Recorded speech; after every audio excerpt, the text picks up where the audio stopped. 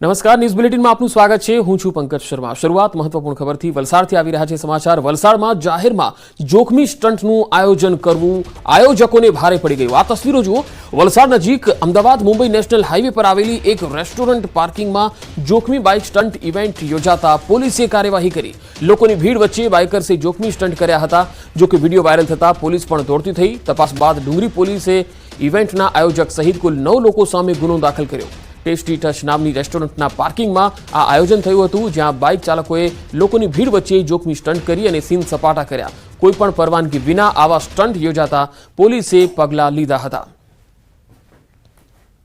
તો પોલીસે આયોજક સામે કુલ 9 સામે ફરિયાદ થઈ છે, જેમાં આયોજક છે તેની સામે પણ ફરિયાદ કરવામાં આવી છે, કારણ કે આવા પ્રકારના સ્ટન્ટો મંજૂર વિના અહીંયા થઈ રહ્યા હતા। વધુ માહિતી સાથે વલસાડથી સંવાદદાતા ભરતસિંહ વાઢેર જોડાયા છે। ભરત, આજે 9 લોકો સામે ફરિયાદ થઈ છે, તેમાં કેટલા લોકો એવા હતા જે સ્ટન્ટ કરી રહ્યા હતા? બિલકુલ પંકજ, કોઈ પણ જાતની પરવાનગી વિના આ રીતે જોખમી સ્ટન્ટ કરવામાં આવ્યા હતા। ન માત્ર રેસ્ટોરન્ટના પાર્કિંગમાં, પરંતુ સતત ધમધમતા અમદાવાદ મુંબઈ નેશનલ હાઈવે પર વાહનોની અવર જવર વચ્ચે બાઇકર્સોએ જોખમી સ્ટન્ટ કર્યા હતા। વિડીયો સોશિયલ મીડિયામાં વાયરલ થતા ડુંગરી પોલીસ એક્શનમાં આવી હતી અને આ મામલે જે ઇવેન્ટ આયોજક સહિત છે ઇવેન્ટ આયોજકો અને બાઇકર સહિત 9 લોકો સામે ગુનો દાખલ કર્યો છે। આમ જે રીતે દ્રશ્યોમાં પણ જોઈ શકાય છે કે આ રીતે ન માત્ર પાર્કિંગમાં લોકોની ભીડ વચ્ચે, પરંતુ આ રીતે જ્યારે ભારે વાહનો હાઈવે પરથી પસાર થઈ રહ્યા છે ત્યારે પણ આ બાઇકર્સો છે જોખમી સ્ટન્ટ કરી રહ્યા હતા। આમ પોલીસે હવે આ મામલે કડક કાર્યવાહી કરી છે। અત્યારે જે આરોપીઓ વિરુદ્ધ જે કાર્યવાહી હાથ ધરવામાં આવી છે તેમાં ઇવેન્ટ આયોજક અને બાકીના જે છે એ બાઇક રાઇડર્સ છે। આમ કોઈ પણ જાતની પરવાનગી વિના આ કાર્યવાહી કરવામાં આવી હતી। પોલીસે હવે દાખલારૂપ કાર્યવાહી માટે તૈયારી હાથ ધરી છે। જી ભરત, આભાર માહિતી આપવા માટે। આ તરફ અમદાવાદ ટ્રાફિક પોલીસને ચેલેન્જ ફેંકતો એક વિડીયો વાયરલ થયો, જ્યાં એસજી હાઈવે પર ટ્રાફિક નિયમોના ધજાગરા ઉડ્યા। આ તસવીરો જુઓ। અહીંયા વાનની ઉપર પ્રવાસીઓને બેસાડવામાં આવી રહ્યા છે, જીવના જોખમે બેસાડવામાં આવી રહ્યા છે, અને આ ટ્રાફિકથી ધમધમતો એરિયા છે એસજી હાઈવે, કે જ્યાંથી મોટી સંખ્યામાં વાહનો પસાર થતા હોય છે, અને ત્યાં આવી વેન જે છે એ જીવના જોખમે પ્રવાસીઓને બેસાડીને જઈ રહી છે। ઓવરલોડિંગ વેનનો આ વિડીયો વાયરલ થયો છે, ત્યારે સવાલ એ છે કે શું આ દ્રશ્યો ટ્રાફિક પોલીસને નથી દેખાઈ રહ્યા? શું ખાનગી વાહન ચાલકો કાયદાને ઘોડીને પી ગયા છે? અહીંયા આ વિડીયો જે છે એની સામે ખાસ તો જે કાર ચાલક છે તેની સામે એક્શન લેવાવું જોઈએ। તેની નંબર પ્લેટના આધારે કારના માલિકની હવે તપાસ થશે। જો કે હાલ તો ટ્રાફિક પોલીસના ધ્યાનમાં હજુ આ વિડીયો નથી આવ્યો। આ વિડીયો સોશિયલ મીડિયામાં વાયરલ થઈ રહ્યો છે, પરંતુ લોકો કેટલા બેફામ છે, કાયદાને કેવી રીતે ઘોડીને પી રહ્યા છે, એ વાહન ચાલકો કેવા છે, આ વિડીયોના આધારે ખ્યાલ આવી જાય છે।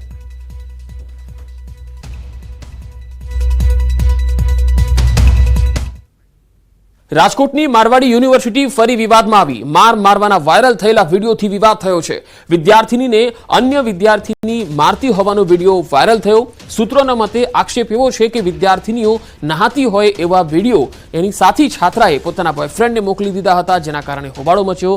આ વાતની પુષ્ટિ હજુ થઈ નથી। વિવાદ થતા પોલીસની ટીમ પણ અહીંયા પહોંચી ગઈ હતી। હોસ્ટેલમાં પહોંચતા જ ન્યાયની માંગના નારા લાગ્યા હતા।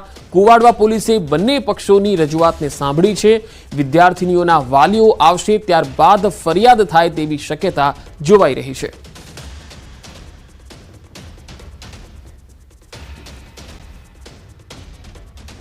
જો તમે પણ લિફ્ટનો ઉપયોગ કરો છો તો ખૂબ જ સાવધાન રહેજો। સુરતનો બનાવ ચેતવણી રૂપ છે। અડાજણ વિસ્તારમાં લિફ્ટમાં 16 લોકો ફસાઈ ગયા। સ્ટાર બજારની સામે આવેલ લેવલ 5 રેસ્ટોરન્ટની લિફ્ટમાં 16 લોકો ફસાયા હતા, જે બાદ ફાયરની ટીમે રેસ્ક્યુ ઓપરેશન હાથ ધર્યું હતું। ફાયરે પહેલા માળે ફસાયેલી લિફ્ટને ગ્રાઉન્ડ ફ્લોર પર લાવી બચાવની કામગીરી શરૂ કરી। લિફ્ટનું લોક ખોલીને ફસાયેલા તમામ લોકોને સહી સલામત બહાર કાઢવામાં આવ્યા। 16 લોકો ભોજન કર્યા બાદ નીચે ઉતરતા હતા ત્યારે લિફ્ટ પહેલા માળે ફસાઈ ગઈ। લિફ્ટમાં 6 બાળકો અને 5 મહિલા સહિત કુલ 16 લોકો ફસાયા હતા। તો ભોજન કર્યા બાદ લિફ્ટથી નીચે ઉતરતી વખતનો આ બનાવ છે। આમ તો ઓવરલોડેડ હતા તમામ જે લોકો હતા। 16 લોકો એક લિફ્ટમાં હતા, પરંતુ આ એની ક્ષમતા જે છે એ 10 થી 12 લોકોની હોય છે, પરંતુ 16 લોકો આ લિફ્ટમાં બેસી ગયા અને ત્યારબાદ લિફ્ટમાં ફસાઈ ગયા હતા। જો કે તુરંત ફાયરની ટીમને જાણકારી આપવામાં આવી અને ફાયરની ટીમ અહીંયા આવી તમામ લોકોને રેસ્ક્યુ કર્યા હતા અને આ 16 લોકોનો જીવ બચી ગયો હતો। તો તમે પણ જ્યારે લિફ્ટનો યુઝ કરો છો તો ધ્યાન રાખજો કે ક્ષમતા કરતાં વધુ લિફ્ટમાં લોકો બેઠા હોય ત્યારે આ પ્રકારની લિફ્ટમાં ક્યારે બેસવું નહીં. ગમે ત્યારે કંઈ પણ થઈ શકતું હોય છે, કારણ કે ઓવરલોડેડ જ્યારે લિફ્ટમાં લોકો બેઠા હોય ત્યારે એ લિફ્ટમાં ખોટવાઈ જાય તેવી શક્યતા રહે છે. હવે વાત જુગારીઓની. મહેસાણાના કડીના બાવલુ નજીક હાઈ પ્રોફાઇલ એક જુગારધામ પકડાયું. સૈયદ ફાર્મ હાઉસમાં જુગાર રમતા શકુનીઓ પકડાયા છે. બાવલુ નજીક દેલ્લા પાસે માઇનોર કેનાલ પાસે પોલીસે દરોડો પાડ્યો અને સ્થળ પરથી 59 લાખના મુદ્દામાલ સાથે 59 શકુનીઓ પણ પકડાયા. મોંઘીદાટ 10 કાર, 2.15 લાખની રોકડ, 51 મોબાઈલ અને 10 કીટ ગંજીપાની જપ્ત કરાઈ છે. મેવાતી મોહસિન ખાન, અબ્દુલ રહેમાન, હમીદ ખાન સહિત કુલ 59 શખ્સો વિરુદ્ધ ફરિયાદ થઈ છે. બાવલુ પોલીસ સમગ્ર મામલાની તપાસ કરી રહી છે.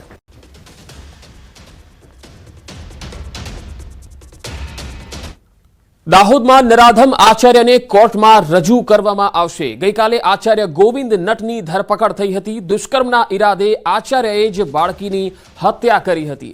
રેપ માટે વશ ન થતા બાળકીનું ગળું દબાવીને હત્યા કરી દીધી. તોરણી પ્રાથમિક શાળામાં બાળકીના મોતનો ભેદ ઉકેલાયો છે. શાળાના હેવાન આચાર્યએ જ બાળકીની હત્યા કર્યાનો ખુલાસો થયો છે. 19 સપ્ટેમ્બરે 6 વર્ષની બાળકીનો શાળામાંથી મૃતદેહ મળતા ચકચાર મચી ગઈ હતી. આ મુદ્દે પરિવારે હોબાળો મચાવ્યો. પીએમ રિપોર્ટના આધારે બાળકીની હત્યા થયાનો ખુલાસો થયો હતો. પોલીસે ઊંડાણપૂર્વક તપાસ કરતા શાળાનો આચાર્ય ગોવિંદ નટ જ હોવાનો વાત સામે આવી રહી છે. પોલીસે હત્યારા આચાર્યની ધરપકડ કરી લીધી છે. તપાસમાં ખુલાસો થયો છે કે બાળકીને શાળાએ મૂકવા તેમની માતા રોડ પર ઊભી હતી ત્યારે શાળાના આચાર્ય ગોવિંદ નટ કાર લઈને ત્યાંથી નીકળતા બાળકીની માતાએ આચાર્ય પર ભરોસો મૂકી કાર ઊભી રખાવી. બાળકીને તેની સાથે સ્કૂલે મોકલી હતી. આ દરમિયાન બાળકીને એકલી જોઈ હવસખોર ગોવિંદ નટની નિયત બગડી અને કારને અવાવરૂ જગ્યાએ લઈ ગયા. કાળી ફિલ્મવાળી કારમાં જ બાળકી પર દુષ્કર્મ ગુજારવાનો તેણે પ્રયાસ પણ કર્યો. દરમિયાન બાળકીએ બચવા માટે બૂમાબૂમ કરતા આચાર્યએ બાળકીને ચૂપ કરવા ગળું દબાવી દીધું, જેથી બાળકીનું મોત થઈ ગયું. બાદમાં કોઈને જાણ ન થાય એ માટે આચાર્યએ કારને શાળામાં પાર્ક કરી દીધી. જો કે આચાર્યનો ભાંડો ફૂટી ગયો. પ્રિન્સિપાલ કબૂલાત કરેલી અને ભાંગી પડેલા અને એણે જે પહેલાં સ્ટોરી કરતા હતા કે મને ખ્યાલ નથી, મેં ઉતારી દીધી હતી, એ જ પ્રકારની વાત કરતા હતા. એ તમામ બાબતોમાં સત્ય સામે આવ્યું. અમદાવાદમાં ગેરકાયદે શંકાસ્પદ ધર્માંતરણ મામલે પોલીસે 3 લોકોને રાઉન્ડ અપ કર્યા. હિન્દુ ધર્મમાંથી અન્ય ધર્મમાં ધર્માંતરણ થતું હોવાની આશંકાએ એલિસ બ્રિજ પોલીસે તપાસની કાર્યવાહી હાથ ધરી. ગુજરાત સિવાય અન્ય રાજ્યોમાંથી પણ પ્રાર્થના માટે લોકોને અહીં લાવવામાં આવ્યા. ઘટના સ્થળે હિન્દુ સંગઠનના લોકો આવી પહોંચતા સમગ્ર મામલો પ્રકાશમાં આવ્યો હતો. અમારી માંગ એ છે કે આ જે કૌભાંડ પકડાયેલું છે એમાં એની જડ સુધી પહોંચીએ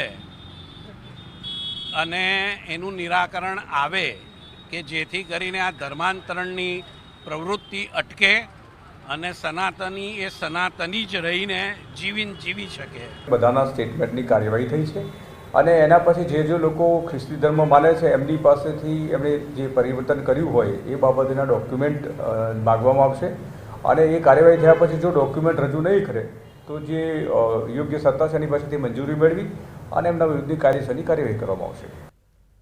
સુરતના રાંદેર વિસ્તારમાં 5 કરોડ રૂપિયાની લૂંટની ઘટના 4 આરોપીઓ ઝડપાયા છે. પોલીસે 4 પૈકી 2 આરોપીને મેડિકલ સારવાર માટે સિવિલ હોસ્પિટલમાં ખસેડ્યા છે. કોર્ટે રવિવારે બંને આરોપીના 27મી સપ્ટેમ્બર સુધીના રિમાન્ડ આપ્યા હતા. આ લૂંટમાં સામેલ અન્ય 4 ફરાર આરોપી મહારાષ્ટ્રના ભિવંડીના હોવાની પોલીસને બાતમી મળી છે. ત્યારે આગામી દિવસોમાં ક્રાઇમ બ્રાન્ચની ટીમ મહારાષ્ટ્ર જઈ શકે છે. લૂંટના માસ્ટર માઇન્ડ શૈલેન્દ્રસિંહ અને દીપક વૈતી હોવાનું પોલીસ તપાસમાં ખુલ્યું છે.